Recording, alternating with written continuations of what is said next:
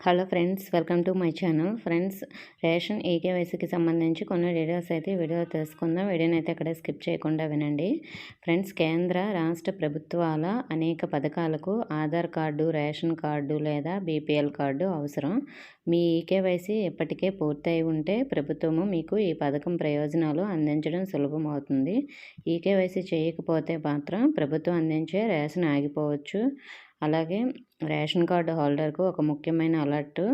మీరు ఇప్పటి వరకు ఈకేవైసీ ప్రక్రియను పూర్తి చేయకపోతే మీకు కొన్ని రోజులు మాత్రమే ఈ అవకాశం అయితే ఉంది. అంటే మనకి ఈ నెల ఆఖరిలోపు ఈ ఈకేవైసీ అనేది కంప్లీట్ చేసుకోవాలి. ఒకవేళ డేట్ ఏమైనా మార్చితే నేను అప్పుడు వీడియో అయితే చేస్తాను. ప్రస్తుతానికైతే ఈ month ending last date.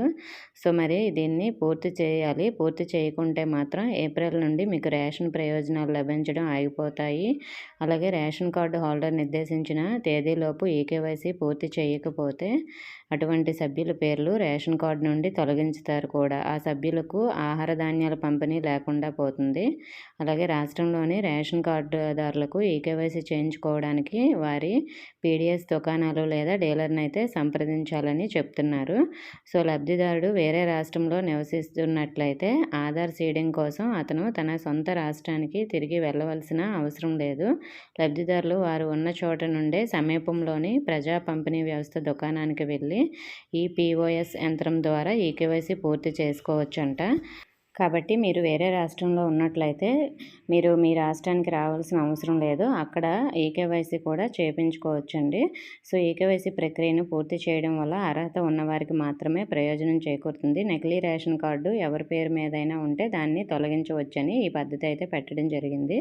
EKYC ప్రక్రియ కింద ప్రతి రేషన్ కార్డు సభ్యుడు తన పేరు, పుట్టిన తేదీ మొదలైన వాటిని తన ఆధార్ డేటాతో సరిపోల్చాలి. నకిలీ కార్డుల ఏరువేతలో భాగంగా దేశవ్యాప్తంగా అన్ని రాష్ట్రాల్లో కూడా ఈ ప్రక్రియ కొనసాగుతుంది. సో కాబట్టి ఇంకా ఎవరైనా ఈకేవైసీ చేయకపోతే చేయించుకోండి. సో మళ్ళీ మీరు కార్డులో నుంచి మీ నేమ్ తొలగించినట్లయితే మళ్ళీ మీకు రావాల్సిన పథకాలన్నీ కూడా అయిపోతాయి కదా. ప్రతిదానికి మనకి రేషన్ కార్డే అవసరం కాబట్టి సో మరి అందులో మన నేమ్ లేకపోతే ఏ పథకం కూడా అర్హులం కాదు. కాబట్టి ప్రతి ఒక్కరు కూడా ఈకేవైసీ అయితే కంప్లీట్ చేసుకోవాలి. ఓకే ఫ్రెండ్స్, మీకు ఇంకా ఏమైనా డౌట్స్ ఉంటే కామెంట్ చేయండి. ఇన్ఫర్మేషన్ నచ్చితే వీడియోని తప్పకుండా లైక్ చేసి మీ ఫ్రెండ్స్కి షేర్ చేయండి. మన ఛానల్ని సబ్స్క్రైబ్ చేసుకోండి. Thank you for